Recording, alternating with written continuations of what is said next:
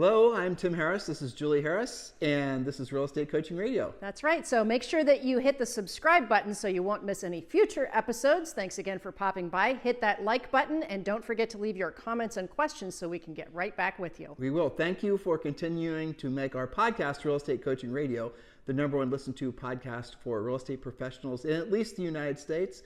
And let us know what you think about this video. Leave your comments below. Thank you. 3, 2, 1, and we are back, and we are going to have a really fun show for you guys today. Not a series. This is a standalone show, and it's all about what to post on social media. Now, this is a very interesting topic for us to present to all of you guys because we have been a huge advocate of making sure you're being a proactive lead generator and not a passive lead generator. And what does that mean? You're actually not waiting around for people to call you. You're calling them, and effectively you're going after the business, not waiting for the business to come after you. And I know there's a lot of people out there that have been teaching agents for like the last 15 years that you can do it the opposite direction, where you're going to essentially be a passive lead generator, and then somehow you're going to create enough leads passively that the business will come beating a path to your doorstep. Well, effectively that's not true because the problem is that it takes too long. It's not. You can't count on it. You can't do a million YouTube videos or a bunch of posts on, it doesn't matter what the platform is, and really reliably know how many leads you're going to get from it. It just doesn't work that way. And that's the reason that we always advocate and teach you guys in our coaching program to be proactive lead generators first. And then once you've gotten your proactive lead generation down to an art and a science, which we teach you primarily, again, that's our primary focus, especially on the listing side of things, then we want you to supplement, reinforce with passive lead generation, and that includes social media. That's right. So just to be clear, this is in addition to being proactive, not instead of. Right. So because you're going to be tempted. So I know. Well, let's be honest. The social media stuff's a hell of a lot more fun than Sure. some of the other things that agents have to do. It absolutely is. And that's why this is a cautionary tale in addition to, not instead of. So what do you post on social media? But let's really drill down. Okay. Social media, there's a difference between working and not working, right? Can we agree to that? And how do you know if what you're doing is work? It's because you're doing what you don't want to do when you don't want to do it at the highest level. Social media, by definition, is going to be a lot more fun and enjoyable. It's social. It's social after all, right? So how do you know whether you're going to get results? It's if you're putting yourself, how do you know if it's passive or proactive lead generation?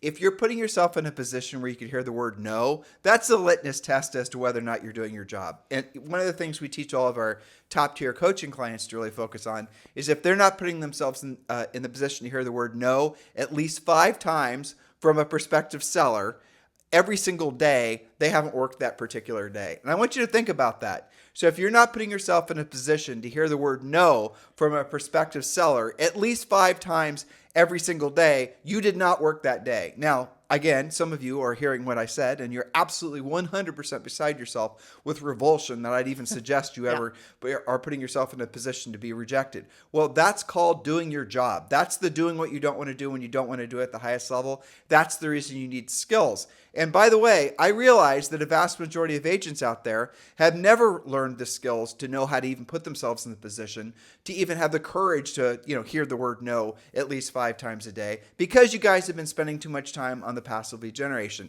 How's that working out now that the market's changed? Julie and I have never changed our message in the 20 years we've been doing this, and we never will change our message because we've seen what happens to agents, to teams, to brokerages that spend too much time on the passive lead generating, thinking that somehow is going to make ends meet. What happens ultimately is they spend all of their money, they have no profit, and they go out of business, and they suffer silently because they should have learned how to be proactive lead generators. So just to really drill down on this, anything passive, social being the biggest passive thing there ever was, but anything passive is going to supplement, not replace, proactive lead generation. Be very clear in your heads about that.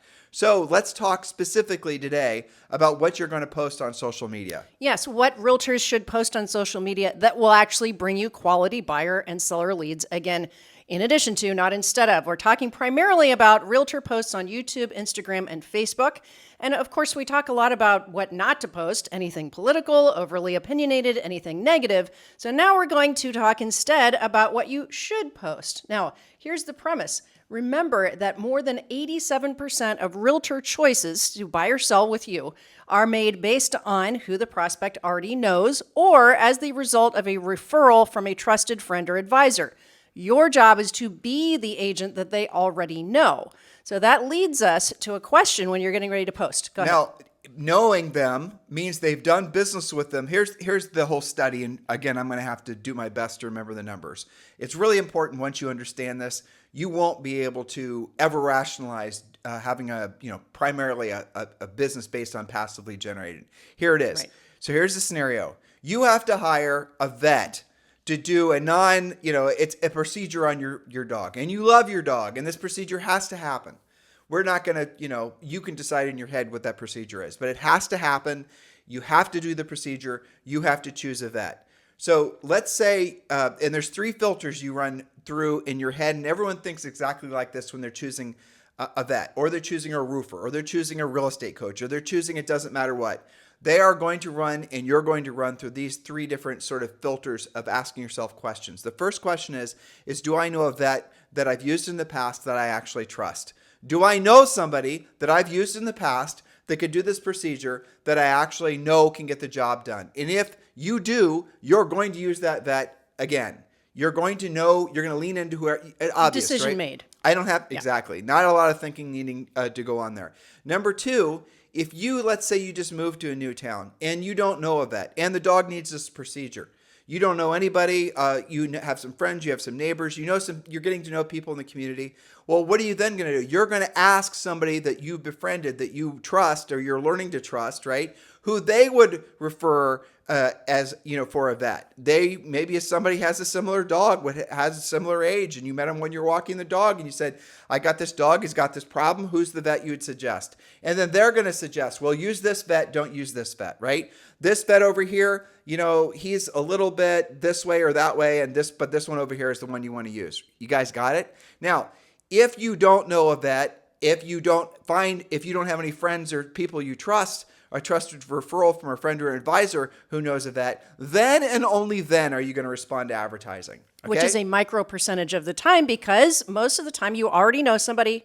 And if you don't, your friends or your family or your neighbors will refer you to somebody. It's only after those 2 possibilities. And these things always add up to about 93% of the time. Exactly. And Julie and I have seen this study done a bunch of different ways. You can Google this yourself. And the real bottom line is what Julie just said. It's less than 10% always, but sometimes it's less than 5% of everyone decides who they're going to hire specifically for, the job of providing a service. And Julie and I are always focused on, in terms of how people find the real estate agents. It's less than 10% of the time are people going to respond to any kind of advertising. Social media is advertising. Be very clear in your head. So you have to, and by the way, being on social media and someone follows you does not put you in one of those first buckets or the second bucket. You are not somebody they've used in the past just because they know you on Instagram. It's not the same. And you're not a trusted friend or advisor just because they know you on Instagram. It's not the same. You're just advertising. So be really clear in your head.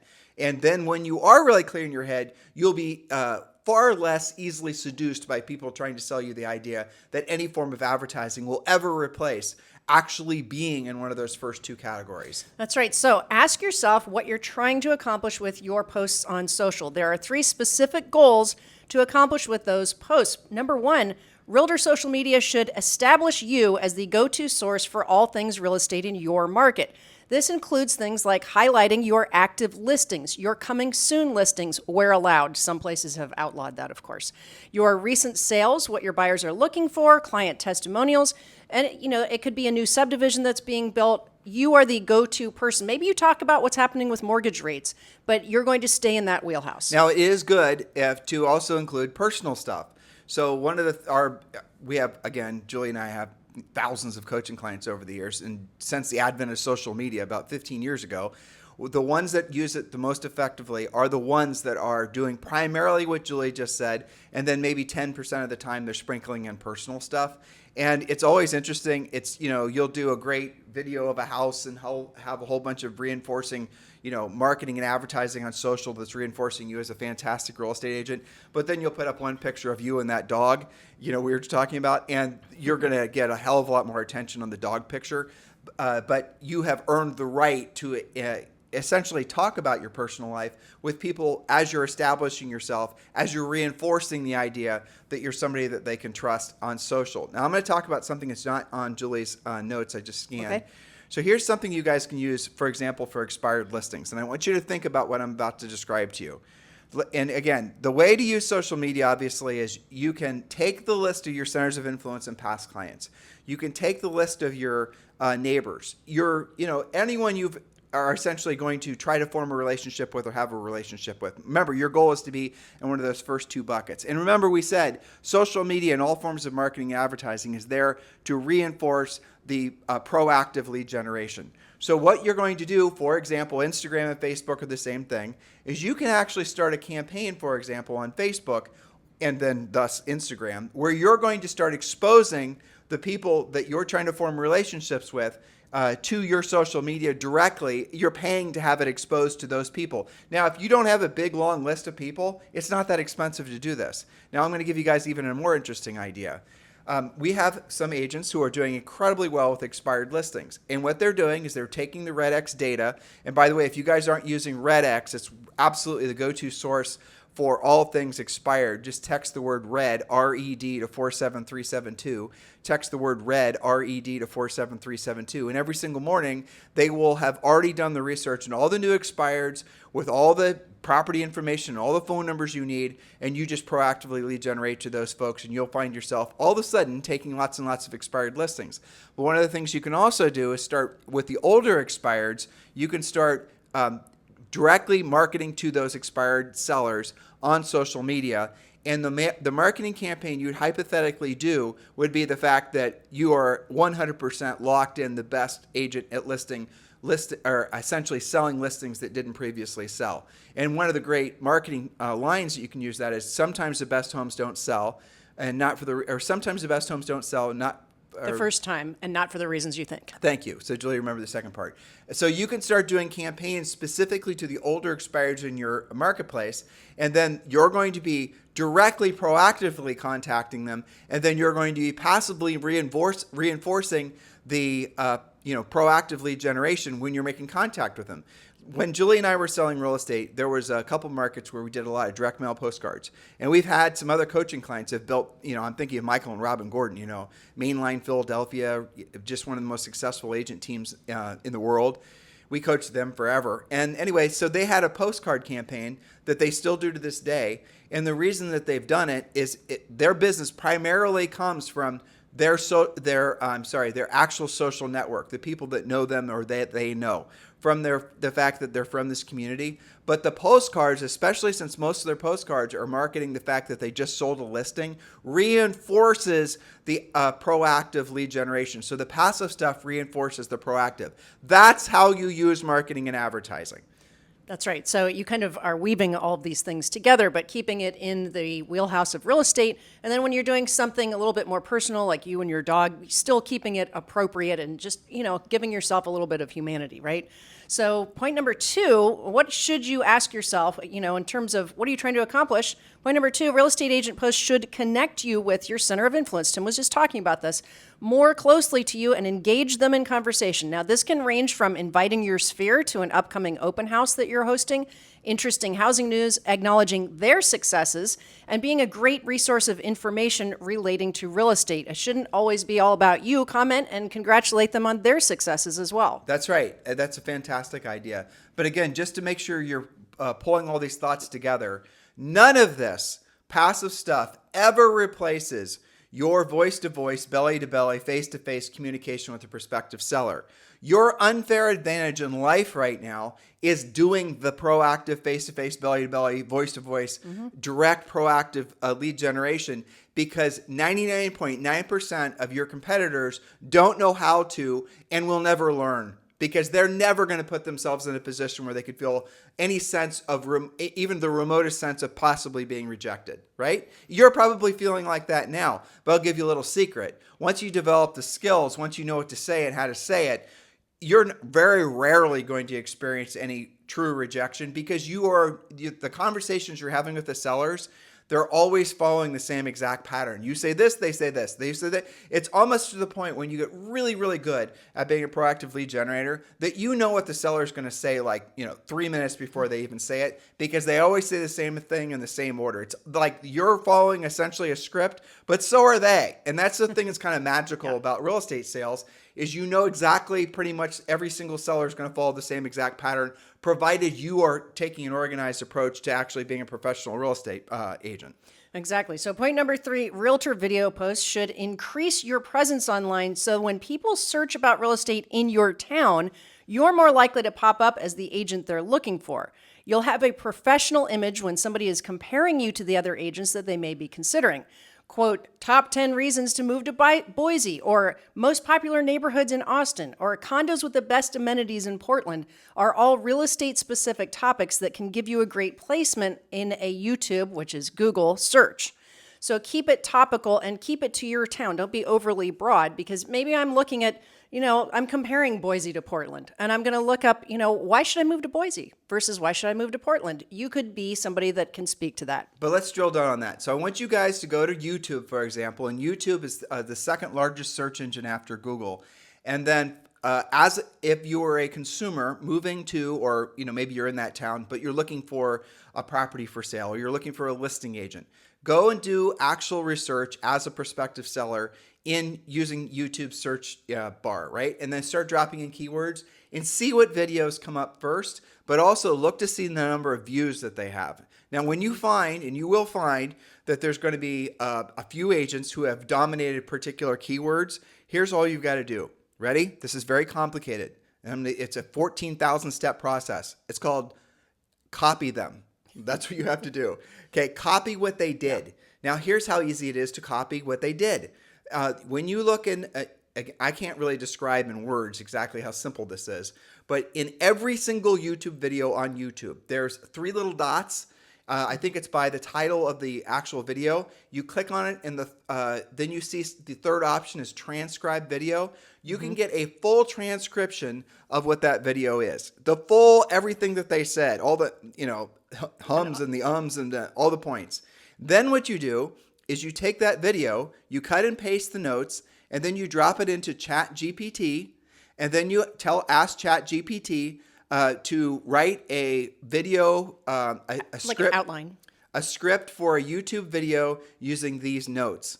And maybe you want to put in some more detail and then say include, Tim and Julie Harris, whatever, right? Include your name, whatever you want to add in addition to the transcription. And then what it's going to do is you have to, by the way, you have to tell it how long you want it to be. But you don't, maybe you just want a bunch of bullets. That's what it's going to churn out. Then it'll write probably 10 points for you, or it's going to write 15 points. And if you want more details, you say with detail, write it as if I'm moving to Boise, Idaho from, wherever, and I've got a family and I want to live in this particular area. You give it lots of detail. And then what it's going to do, it's going to go and actually write an outline for you for your own YouTube video version of whatever that video is. And you can do the same thing with the title of that video. So the video that, say, for example, is number 1 under relocation to Austin, Texas, you can then, whatever the title is, drop that into ChatGPT and tell it to, or ask it. You always say please and thank you, by the way. Just in case. Right. And and then ask it to write maybe 5 versions of that subject line or that title, and then it'll do it. And I'll give you guys some little advanced coaching here. You can actually tell ChatGPT to write it so that it's optimized for YouTube SEO. How about that? You can so what it's going to do, it's going to write something that, frankly, when you read it, sounds a little clunky, but then take that description. So I'm getting ahead of myself. So you're going to ask it to write a title that's optimized for YouTube SEO, and then you're going to ask it to write a podcast or a video description using YouTube SEO best practices. Remember, this is all based on the notes that you just had it create, and then it's going to do all the work for you. Not only do you not have to create an outline, but you don't have to create a title, and you don't have to create a podcast description. Matter of fact, podcast descriptions are that we use now are almost exclusively written by ChatGPT. I give it just exactly what I said, just suggested you guys do. We're doing as well, and it's saving me so much time. What used to take, Julie writes the notes, and then I come up with all the other stuff. What used to take me maybe 2 or 3 hours, and I hated doing it, frankly, I can now get it done. I time myself for all the pods this week. It probably took me about 15 minutes. For free. Yeah, for free. A free copy editor, basically. 100%. But not only that, it's written so that the search is going to come up much higher when someone does a search for whatever the keywords are associated with, say, today's video and today's podcast. So what I'm trying to help you guys understand is, first of all, the social stuff, to do it right, is not easy in the sense that you can just start making a bunch of content and then magically expect anybody to see it. It does take a lot of, frankly, skill, and it does take a lot of constant focus on making it so that your stuff actually works. And then, even after you've got it perfect, who's to say that the platforms don't change all the rules tomorrow? And they do all the time. It happens all the time. But won't ChatGPT know that kind of thing? Or no? No, not necessarily. Not yet. Not necessarily, yeah. But so there's an old saying, and it's in our book, it's don't build a mansion on land you don't own. And again, this goes back to the reason that we're always going to steer you guys to focus on proactive lead generation opposed to passive. We always go back to that because it's super important that you're very clear on that, about that in your head. You could create a whole bunch of social media content, a ton of it. And some of you on, for example, TikTok have done just that. What happens if the rug gets pulled out underneath TikTok, which probably is going to happen, especially during this election cycle, and then all of a sudden TikTok's banned in the United States? And all the agents that have created and there's been so many other examples where this exact essentially scenario is played out. Businesses, not just real estate folks, but entire industries and businesses and really viable businesses have been just eviscerated because of the fact that something changed in Google or YouTube or whatever. This is, think about what I said. Do not build your mansion on land you do not own, because eventually the landowner might decide to, basically take the land back, and so they're going to get your mansion as well, because it's not like you can move it. You guys conceptually understand where we're getting at here? This goes back to the fact that you have to be a proactive lead generator first. This stuff is worth doing. The social media in particular, passive lead generation in particular, is worth doing, provided you're doing the proactive, because then the passive reinforces the proactive. That right there, when you do it well, is an absolute kick-ass juggernaut. Yes, and speaking of being proactive, let's say that you just did cut that video with the assistance of ChatGPT, and maybe that was relocating to Seattle, for example. So always have, this is your bonus point, always have a call to action that's known as a CTA at the end of each video. But keep it very clear. For example, to find out what your home is worth in today's market, call or text me at your phone number. Or for information on all homes currently available in your desired neighborhood of Seattle, maybe name the neighborhood name that meet your criteria, call or text me at your phone number. You're actually asking for what you want. You're being more proactive. Otherwise, you just did, a nice looking video that's kind of like a public service announcement. You got to ask for what you want. Yes. And the nice thing about all the social media stuff in particular is definitely becoming more ubiquitous because of, guess what, AI. So doing all this stuff is going to become easier. And frankly, you're going to have to know a hell of a lot less. Which removes all of your excuses. Well, it does. But I'll tell you what I really love about it. It makes it so it's going to be super easy to delegate. Yes, that's too. That's the main thing, is you're going to be able to essentially delegate, guess what, the creation of all your social media to AI. And then AI will be able to create voice simulations using your real voice. You'll have one-to-one videos using your, guess what, actual face on videos. All this is going to start to materialize. I'd be shocked if there weren't agents creating unbelievably good videos passively using AI. And, again, I love to ramble on about AI because I just think it's incredible. We haven't experienced, there's very few things in our lifetimes, any of us, that will experience that's going to be as, monumental as AI. There just isn't, especially at how fast it's progressing.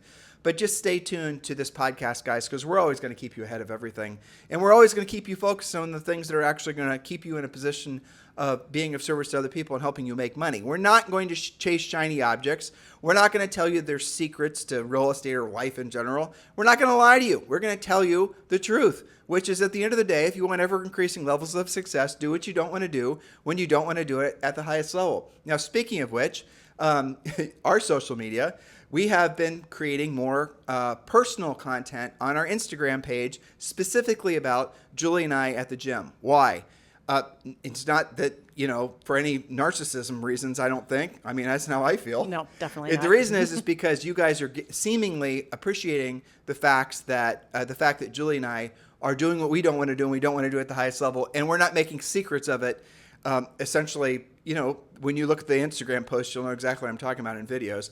But what I'm trying to share with you is by doing that, we're helping, and I appreciate this. A lot of you are saying, well, I've decided I'm going to lose weight, or I've decided I'm going to go back to the gym myself.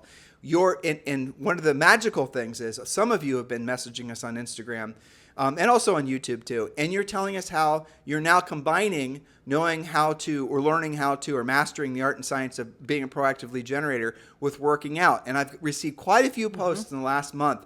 It's called habit stacking, basically. But when you operate like that, when you're trying to improve in multiple categories in your life at the same time, you will find you actually have more energy, more focus, and you actually progress faster. Julie, what's the scientific reason for that? We studied that before for another podcast. You remember? Well, I mean, I don't know of the scientific label for it, but it is a proven fact that when you, and I have read, I think I read once in Scientific American or something, or Psychology Today, about when you activate, there's a part of your brain that's in charge of disciplines. So when you go to the gym, we already went to the gym this morning. We already did kettlebell hell, as I lovingly call it, right? 100%. Okay, so let's say that that's all of you guys, and you did whatever your version is. Maybe it's Orange Theory, whatever you do, but you did it, even though you didn't want to do it, even though you suffered during that time. You did it. When you've done that, it makes it really hard for you to not have the discipline on all of the other things in your life, your nutrition, obviously your health, your proactive lead generation, because there's something internal that gets activated. You are, the woo-woo version would be you're out of integrity because you've already had this habit of doing what you don't want to do when you don't want to do it at the highest level. You worked out this morning. Now, when you're starting to dodge your proactive, lead generation or even your lead follow-up, you can't do it. It's so much harder. And we've had so many hundreds of coaching clients, thousands of premier coaching clients. I can tell you that the ones that are disciplined with their health and nutrition are easier to coach. They're more successful faster. They know what you're talking about. When you say do what you don't want to do when you don't want to do it at the highest level, that's why it's called work and not vacation. They get that. So I don't know scientifically what's going on there, but there is some proof that shows once you have activated a discipline, you can then stack that discipline or that habit on top. Well, I mean, it's easier. We're moving off topic, but still, this is worth talking about because the fact that you guys seem to appreciate it. It is interesting as well, Julie. A lot of the personal coaching clients that you took on this year were wanting to learn how to build their business to the next level because of this market. And a lot of them are really focusing on their health too. Yes, absolutely. We know because they send us pictures of they're on their walk, they're bicycling, they're doing what they do, and they show that they're listening to this podcast. There's a picture of their phone in their hand, which we love.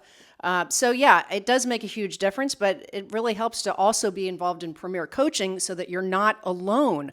Why would you try and have all that discipline all by yourself? Why wouldn't you want to be around like-minded people and coaches? So all you have to do is text the word Premier, Premier, to 47372, or I think they can also go to premiercoaching.com. That's right. And you guys can join now.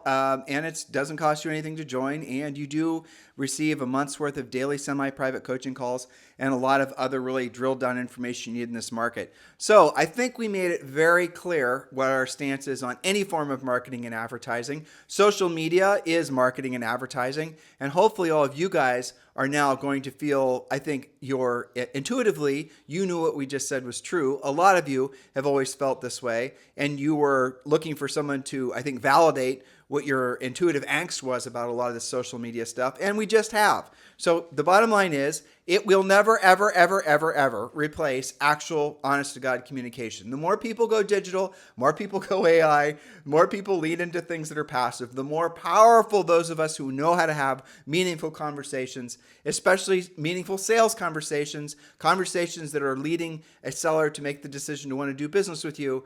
The more folks that know how to do that, I mean, you're not going to have any competitors, is what I'm saying. The better you get at that skill set, and frankly, there's a whole generation of agents that are never learning it because they're being fed the wrong information. Oh, that's the old way of doing business. Really? Is that really how it is, the old way? Or is it that you never actually learned how to do it, so you just say it's the old way to try to validate the passive way that you're... I mean, guys, really trust your instincts about all of this and go back to the facts. Go back to... Sorry for facting with you today, but go back to the statistics of how someone goes about choosing a vet or a roofer. And really think about that. You operate the same way. I mean, you're not just whipping out the Instagram looking for a roofer, are you? You're using a roofer you've used before. You're asking a trusted friend or advisor. And then maybe, just maybe, I mean, Julie, I have a refrigerator that needs work. And there are lots of ads on lots of different places for repair people. Yeah. And we didn't use any of them. Well, We where asked, did we start? Who do we know? well, who do we know? And well, guess what? Julie knew somebody, and that's who we're going to use again. Not brain surgery here, guys. So the key is to be in one of those first two buckets. Stop spending all of your time and certainly your money trying to appeal to the minority of people out there. It doesn't make sense. When you look at the facts and you realize that most people are making decisions who they're going to hire to be their real estate professional based on who they know or a referral from a trusted friend or advisor, then you're going to basically understand why the marketing, the advertising, the social media is so ineffective by comparison to having direct conversations. And when Julie and I have a new coaching client that comes to us, and by the way, Julie did tell me this morning that she's interested in taking on, would you say, how many? Maybe 3 to 5 tops. So if you're interested in being personally coached by Julie, she said 3 to 5. She said 3 to me this morning, so maybe it's 5. Yes, do listen or do just text me directly at 512-758-0206. And do text me some information on your background. But if you're interested in being coached by who many have said is the best real estate coach in the nation, Julie Harris, text me directly, 512-758-0206. And then what's going to happen is after we have a little brief basic pre-qualification conversation, then you're going to talk with Julie and she's going to decide if she wants to coach you, and you're going to decide whether you want to be coached by her. Very simple. So do that if you're interested in taking your business to the next level, 512-758-0206. 512-758-0206. In the meantime, you guys have a fantastic day. We'll talk with you on the show tomorrow. Hello, thank you for having watched this video. Please remember to subscribe to our YouTube channel. That's right. And don't forget to hit that like button, leave your comments and questions below, and we will get right back with you. Thank you for watching this video. And remember to watch the next one. You're going to love that one.